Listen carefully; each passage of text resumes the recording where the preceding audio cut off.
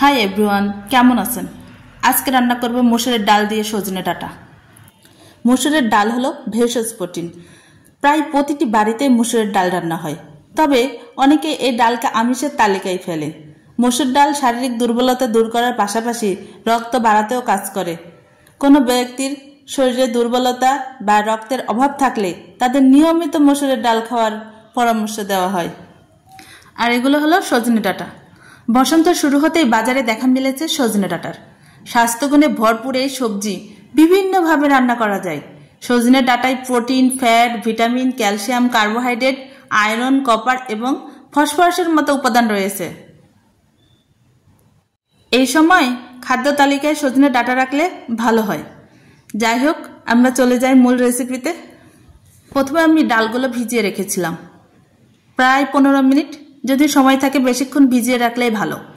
তারপরে ডালগুলো খুব ভালো করে ওয়াশ করে নিয়েছি, কারণ ডালের মধ্যে অনেক ময়লা আবর্জনা থাকে। তারপরে ডাঁটাগুলো কেটে নিয়েছি। সজনে ডাঁটা কাটা একটু সমস্যা, খোসাগুলো তুলতে একটু সময় লাগে, কিন্তু খোসা অনেক শক্ত, এজন্য খুব ভালো করে খোসা তুলে কেটে নিতে হবে। সজনে ডাঁটা আমি মিডিয়াম করে কেটে নিয়েছি। সজনে ডাঁটাগুলো দিয়ে দিয়েছি এখানে আমি পেঁয়াজ কুচি, রসুন কুচি আর কাঁচামরিচ ফালি, হলুদ গুঁড়ো, লবণ, ধনিয়ার গুঁড়ো, জিরার গুঁড়ো, সব রকমের গুঁড়া মশলা অ্যাড করে দিলাম।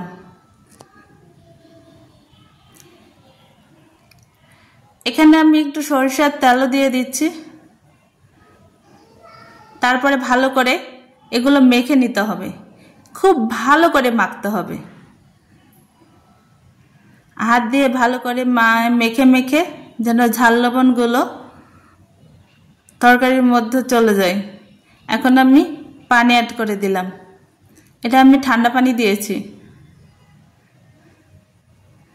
পানির পরিমাণটা খুব বেশি দিতে হবে না, কিন্তু কম দিলেও হবে না, মিডিয়াম থাকতে হবে, কারণ ডালগুলো সিদ্ধ হতে পানি লাগবে। এখন ভালো করে নাড়াচাড়া করে দিলাম।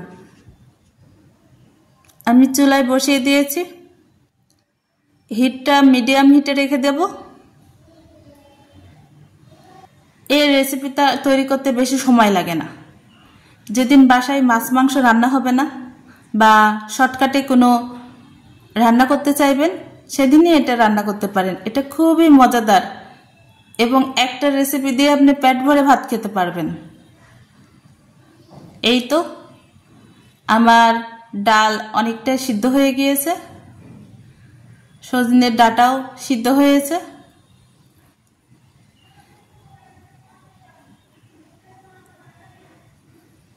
এগুলো ভালো করে নাড়াচাড়া করে দিতে হবে।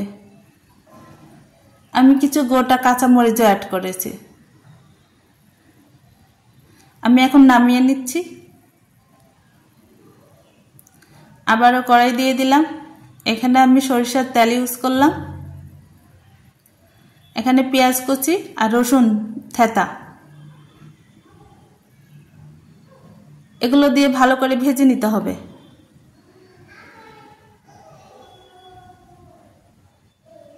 খুব ভালো করে লাল লাল করে ভাজতে হবে।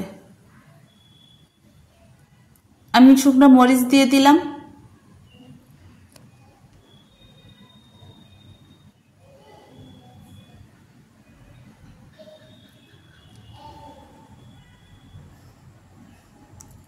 এখানে আমি জিরা অ্যাড করলাম। আপনারা এখানে 1200 দিতে পারেন।